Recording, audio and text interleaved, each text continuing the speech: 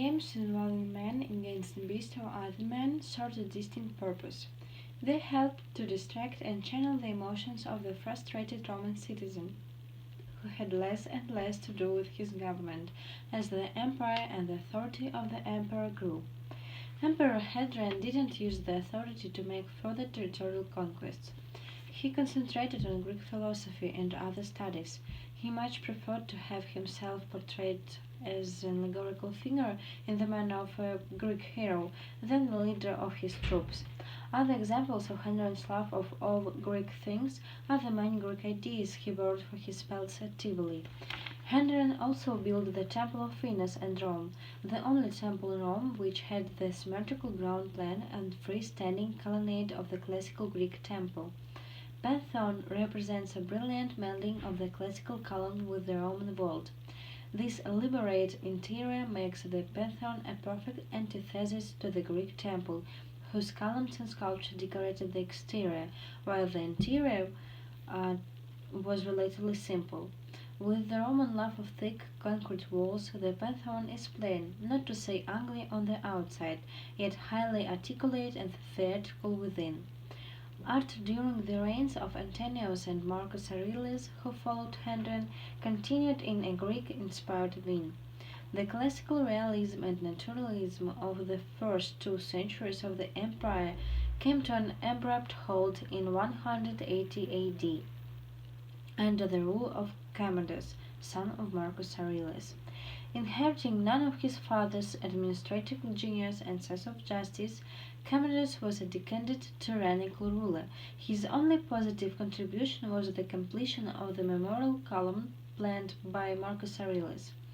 A brief comparison of Aurelius' column with that of Trajan immediately demonstrates the new abstract expressionistic style known as late antique. After Commodus, for almost the whole 3rd century, the empire was ruled by a series of soldier emperors. The empire had grown too unwieldy to be run in peace from Rome, and as the chaotic conditions increased, artistic style grew more and more sketchy and confused as essential details were omitted. Septimus Severus was the first of the soldier emperors and the first emperor who didn't gain power through blood relationship or the express wish of his predecessor. Instead, Severus was catapulted into power by his army, setting a precedent that resulted in 19 changes of government in the next 72 years. During the 3rd century, the tide of Roman conquest also turned. No longer were the Romans the aggressors.